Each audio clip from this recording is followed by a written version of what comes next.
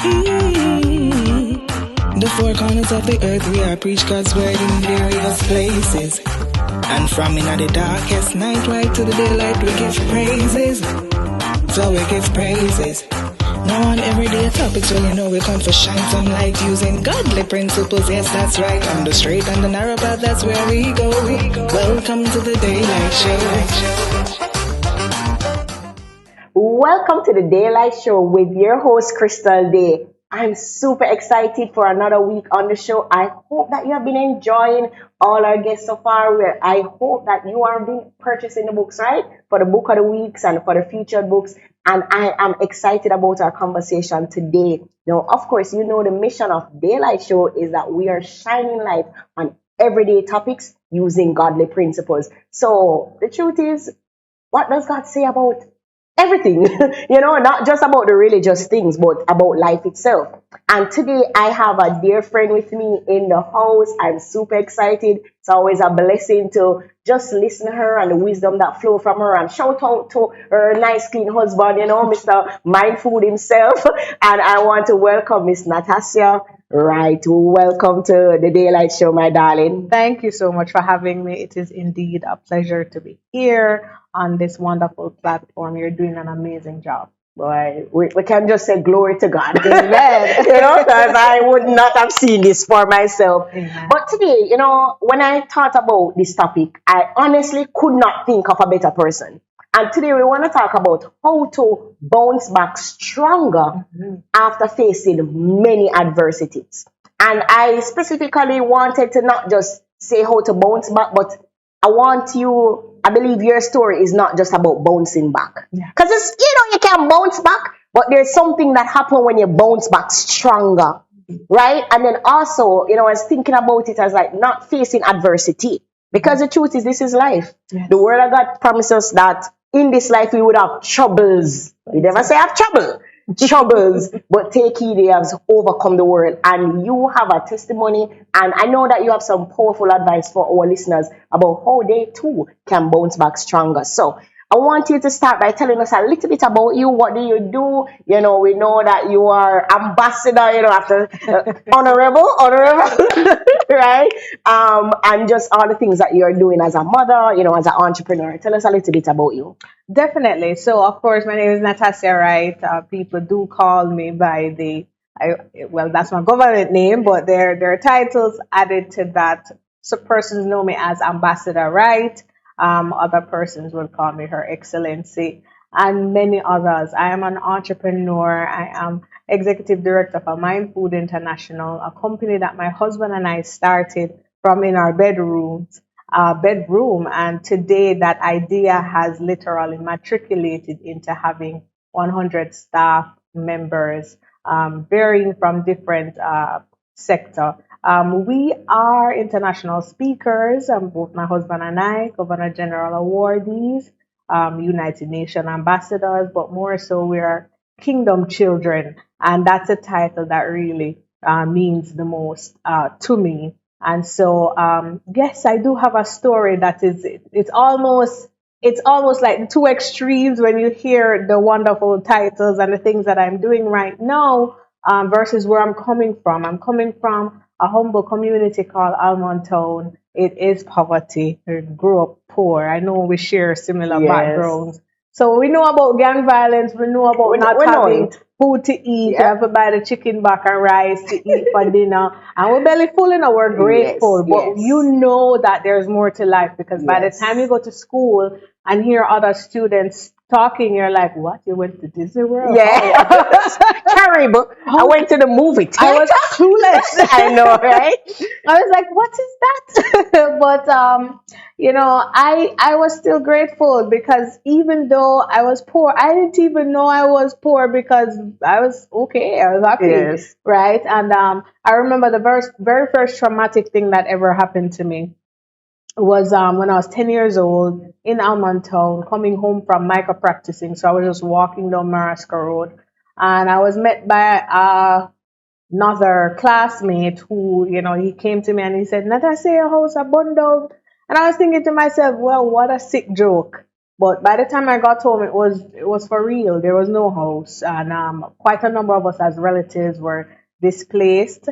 And that for me was major because I came home, I had nothing to wear, everything disappeared. Everybody was just stressed out because we didn't even know where we were going to be sleeping. I can imagine. Right? Something as simple as that. Yes. Where are we going to sleep? Yes. And so that took a toll on us. But again, that's the first bounce back. For me, that's the first major bounce back. We decided that we're going to press forward with life. Food for the Poor ended up donating some houses to us. And we moved on 8 months after now. This time I came home from school and it's worse news. This time I was met by my great grandmother who said to me, Daye, you know, hear your father dead. And I think till this day I still don't understand what my great grandmother was saying. Because when she said that to me, I was in complete shock. I was still standing there. My best friend at the time, she was on the floor rolling, crying. Probably she perceived the message better than I did. But you know, my father was my absolute world. He was a police officer. He was my hero. He was just everything to me. And he was shot and killed in the line of duty, execution style. And for me, that was a major loss and something that I had to grapple with for years. Right, even till this day, it's still hard. Father's Day is coming up. I'm not looking forward to it, but except and apart from honoring my husband. But you know, these are the things that you go through that just have a mark on you that doesn't really go. It doesn't go, and so that was another thing of having to try to bounce back from. He died when I was in grade 5. I had GSAT the next year. Wow. Right. I know a lot of people going to be like, Nancy did GSAT. Yes, I did. I had GSAT the following year and I passed my GSAT, went on to Woolmer's High School for Girls, which is the same stretch on Maraska Road. So I walked to school again and I'm just fast forwarding. By the time I got to 5th form, my mother ended up dying from an asthma attack. So I want us to pause because I feel like our listeners are like, I know that Crystal said many adversities, but I wasn't thinking adversities would start so young. Yeah. You know, and I tell people one of the things about life, they don't ask you what age, like, okay, you know, you're 6 years old, you shouldn't lose your, you know, you're 10, you should. No, like life doesn't happen like that, unfortunately. But before we get into Maury's story, when you think about resilience and bounce back, what I want you to kind of tell listeners, because we're using these words and we want to kind of explain to them what do we really mean. Resilience, if I'm to put it in very layman's term, is just having the ability to get up back again. It's having the ability to not quit easily. It's having the ability and the mindset to say, listen, whatever you throw at me, I am not going to give up. But Nassi, come on, man. Because some days you just can't. Yeah. So I'd love for you to tell, and I want you, because at 10 years old, okay, losing a father, getting the house being burnt down. Right. Okay, there's nothing you can do, right? And then losing your dad, again, there's nothing you can do. But then you had an exam. Yes. A major exam for us, for those who are international listeners, you know, for us, when we do a GSAT, well, I did common entrance, it's almost like you're preparing for your future. If you don't if you don't get into the right high school, you wonder if you're gonna, you know, what your future would look like. But you were able to push past. Yes. I would love for you to kind of tell us what was happening in your mind at that age, why you were able to still push past to attend such a prestigious high school. That is amazing. That's an amazing question. Let me tell you why. Because that is an occurrence that happened to me not just once, but twice. Yes. So when my father died when I was in grade 5, I had GSAT to do. Ended up passing, going to Woolmer's. While I was at Woolmer's in Form 5, I had CXC exams to do. And this was like 48 hours after my mother died. Now, I can share in both instances that I knew what my father wanted from me. I knew the standards my dad had for me. And from I was very young, he would instill in me, you know, I need to see the report cards. I need to ensure that your grades are looking good. And he would tell me, remember, you're the eldest child. So you have to set the standard, and I've never forgotten that. And so for exam time, I know I have to study. And same with my mother. She Yes. wanted me to study. Yes. By the time my mother died and I had the CXC exams 48 hours after she died, that morning when I got up for school, because I tell everybody, whichever platform I'm on, I tell everybody, when I got up that morning to go sit those exams, I remember clearly my uncle and my grandaunt were saying, listen, if you're not up to this, we're not pressuring you. You don't have to go. And I remember I got up and I put my uniform on and I went to school that morning. And by the time the security guard asked me the very first question, the tears just started rolling by. My mother told me that she wanted me to get at least 6 of the 8 CXC subjects. Yes. So, Crystal, when I got up that morning to go and sit the exam with the little life I had left in me, it was with that intention. Yes. To go To honor and get her. the six Yes. exams just to honor her, because now she's gone. Wow. Wow. So I want to put that into perspective, because you have to understand that resilience is about having hope. Resilience is about having hope. So if you have hope, if you believe that the future is going to be brighter, you will get up again. A man without hope is the same man that will commit suicide, because guess what? Right Yes, there ma'am. and then, he doesn't think that it's going to get any better. Wow. Wow.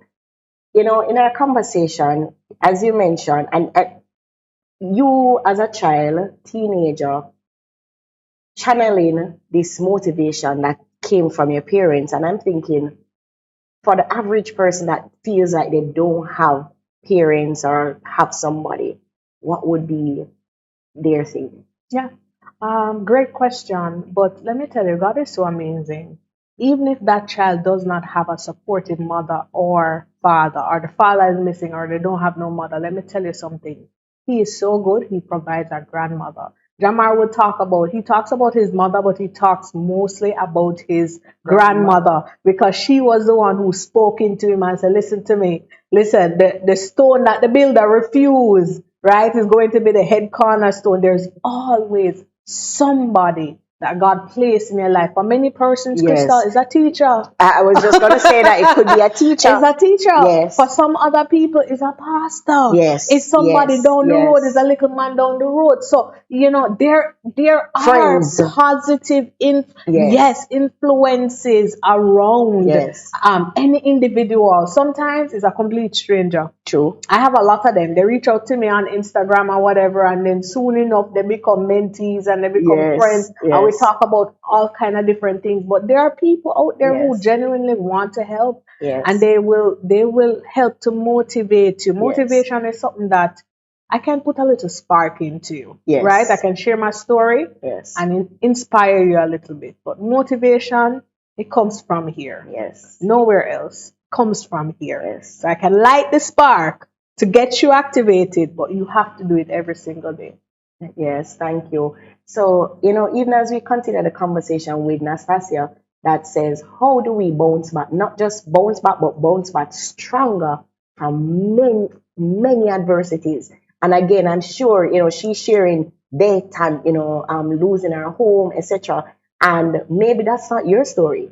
But the truth is, once you're alive, you have faced adversities. You will face adversities, and you will just continue, because this is life. So as we're going to our first break, I want you to the book of the week. Please pay attention to the book of the week. Go and support the authors. But not just that. I want you the book of the week for this week will definitely just inspire you and help you to find the motivation that you need. So tune in a few minutes as we return.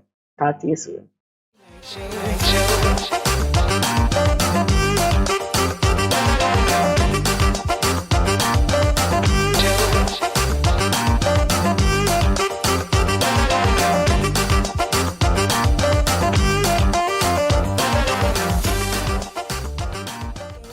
Welcome to the DayeLight Show. Yes, welcome back to the DayeLight Show with your host Crystal Day, and I am with my dear friend, Her Excellency Ambassador, right? I'm his mom. You know, we Yes. always have to shout out Crystal, the children, because the truth is, as a mother, they continue to be a part of our motivation. And we're talking about how to bounce back stronger from Yes. adversities. And Natty, I normally just call her Yeah, Natty, right? I that's just call her fine. Natty, but Natassia has shared, from as young as 10 years old, when she had her first traumatic experience and continue. So I know there's some more part of the story because even after you lost your mom, something has happened. Yeah. So turn over to you. Alrighty, ready again.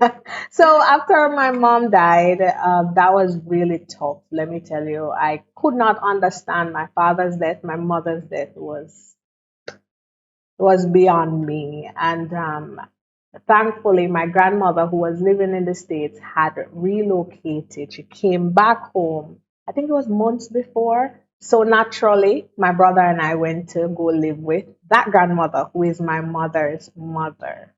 Well, about 14 months after my mother died, that grandmother died from cancer. So it was I almost, just pause. When you watch those Lifetime movies and you say, no, this is not real. yeah. Those Lifetime that don't happen in real life. It's almost one of those moments. But I'm sorry. Continue. It happened for real, and there are moments that I will, be okay and, going through normal life. I remember the other day my husband and I were driving in town, and I said, you know what, take that lane. Let's take the shortcut. I had absolutely no idea that I was sending him innately to the house where my mother and I used to live because she had remarried. And when I started passing the lane, I said, my word. I said, babes, that's the gate I always tell you about. My mother walking through that gate and she never came home. It's life. It's my life. It's no joke. And I remember when my grandmother died, though, we buried her the Sunday. The Monday morning, I had to be in my first class in university. So it was downhill for me. I went to university, a lot of people knew me, but I shied away for the most part. I was always down. I went to school literally to a few classes and went back home and as usual passed. But but just to say that I was a shell of myself. So whatever I could party and have a good time just to get those things out of my head or to feel better, I did it, but it never really helped me. So here's where I want to go. Because I know some part of the story, but where did Christ come in? Because the truth is, I do believe that because of who God has made us to be as humans, He has already given us natural a level of resiliency just as human beings. But I do believe to an extent that when you understand a relationship with God, there is where, for me, I believe that's where the stronger becomes, like even greater. Because now, I mean, you're an author, you're an international speaker. I mean, part of her story was that she was when your workplace she was laid off from her job, and you're like, so for you, where did Christ come in? Where did this relationship with? Because I'm sure the average person would be like, "This, there's no God. God don't exist." Done, right? Even if He did, At Jesus, some bye, point. bye. So go ahead. I did go through that phase because let me tell you something. My mother was a devout Christian. She was Racha and then she changed her life completely. I witnessed my mother do a complete 360. Wow. And so she would always go to church, even up until the day she died, she was serving in church. So I was a church girl. I got baptized at 13 years old, know the Holy Spirit, know the Bible back and front. I just knew God for myself. 13 years old. By the time my mother died, I was like, God, just love me. I'm just done with you because at this point, I don't know what your plan is, but your plan don't make sense. And so imagine how I was feeling by the time my grandmother died. It's like Yeah. in my mind, everybody who That you meant love. something to Yes. me was just being erased and you're leaving me alone to deal with life by myself. Yeah. So I took a step back in terms of I wasn't going to church. I'm done with you. But guess what, Crystal? I love this part. I think I know this part of the story, but yes. Guess what, Crystal? It's like whatever Chevanese Campbell taught me couldn't leave me. Yes. So although I was saying, God, I'm not interested in you, if I got up today and I felt a pain, me go and pray. Me go and fast. Me get a bottle of water, I pray over it. I have all listen. Train up the child. Train up the child. For a girl who was in the world, I walk up and down with olive oil and say like It's like those, they always say those good men that have the Bible at the back. I walk up and down with olive oil and say because it was just so innate in me because I just knew that regardless of what was happening to me, there's a bigger purpose. Yes.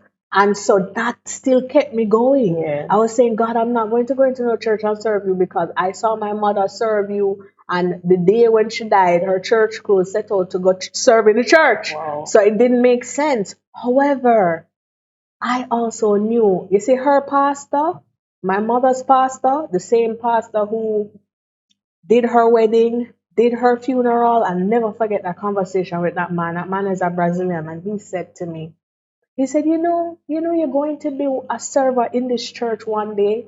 And I think he got the message, but he interpreted it wrong because he saw the grace over my life. He just didn't know that I was meant to serve the masses. The kingdom, and not the church. And not the church itself. Not the church. And so I never forgot those messages. So it kept me going. But I did say, God, I'm done with you because I just don't understand life. Yes. And it wasn't until I met up on a young man. I used to go to university with him, could not stand him. I thought he was so immature, pure cartel and Idonia and those things and listen to. So in my mind, I'm saying, sure, not interested. I have my own stress dealing with his, Well, by the time I met upon him again later on in life, when I was, working, he was a changed person. And believe it or not, that young man was the one who took me back to church, him and his aunt. They come for me in the mornings on Sundays and took me the power of faith, right? And they continued to do so. And let me tell you, deliverance for me came through my husband. Wow. Came through them ensuring that they made sure I was there in church. Yes. And little by little, let me tell you something. I regained my faith. I remember the day up to the T. I remember going up to the altar that day in power of faith. And let me tell you something. I am very conservative in church, and I remember just falling out on the ground. I don't know what happened after that.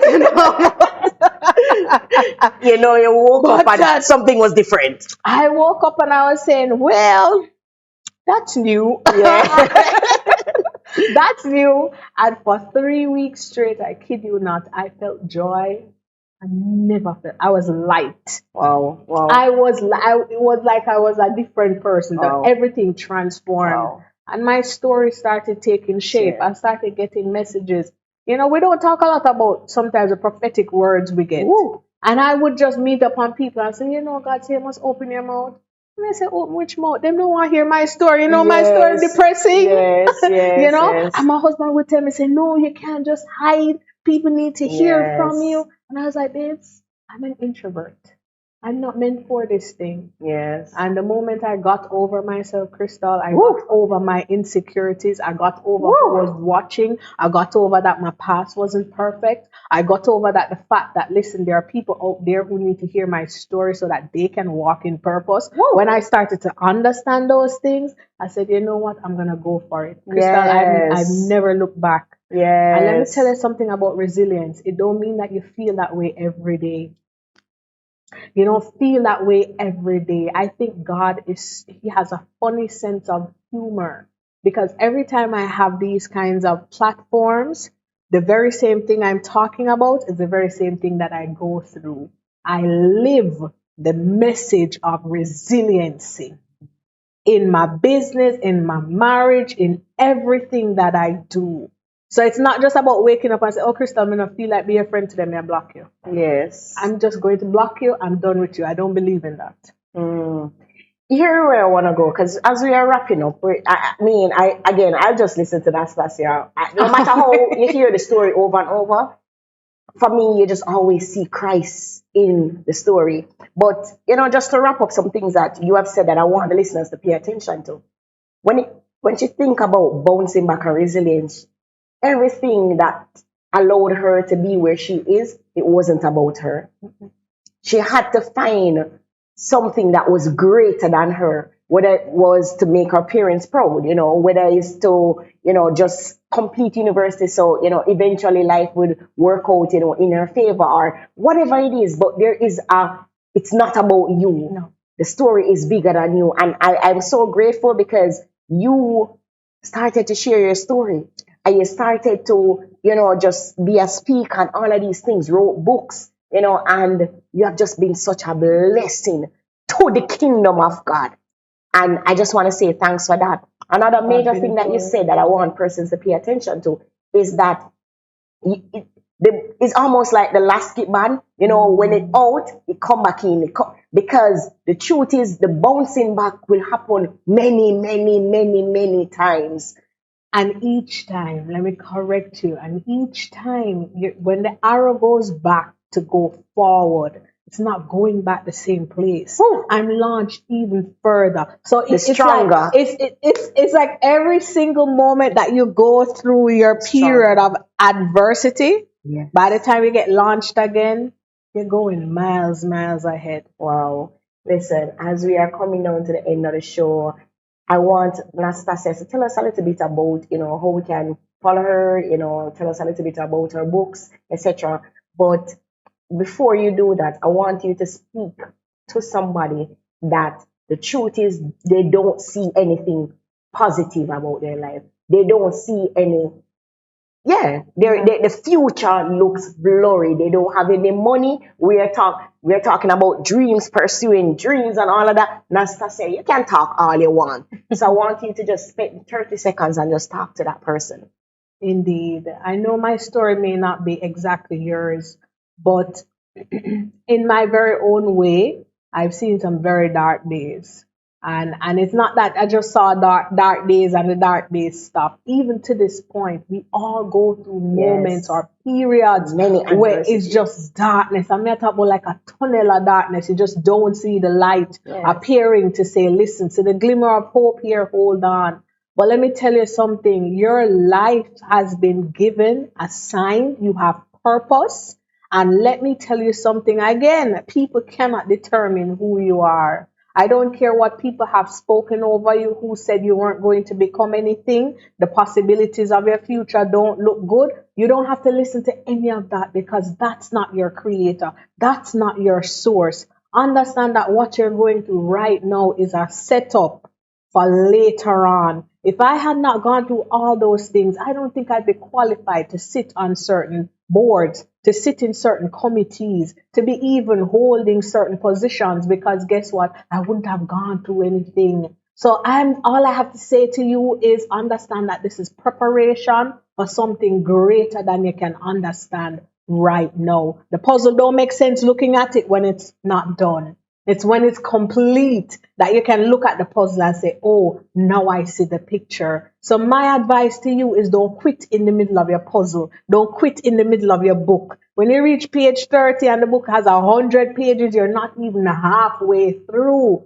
You don't even see what's going to happen next week. But you have to have hope and you have to have faith. How do you renew that? Go back to the Word of God. What is God saying about you? And just remember, some of the negativity that you're focusing on right now, start to reduce them. You don't have to listen to every news, watch every news clipping. You don't have to talk to everybody. You don't have to see everything on social media. You need to just zone in right now and believe what God has said over your life, because it's not if things are going to get better, it's when they're going to get better. Thank you so much for just making yourself available to come and share and just continue to just do the amazing work. And again, Thank you guys for watching. I pray that you will be blessed. Again, we're going to have some featured books. So definitely check out the featured books. Go back to the book of the week. And of course, share this with somebody because I know that somebody needs the hope in Christ to continue to bounce back stronger. God bless you. See you next week for another amazing episode.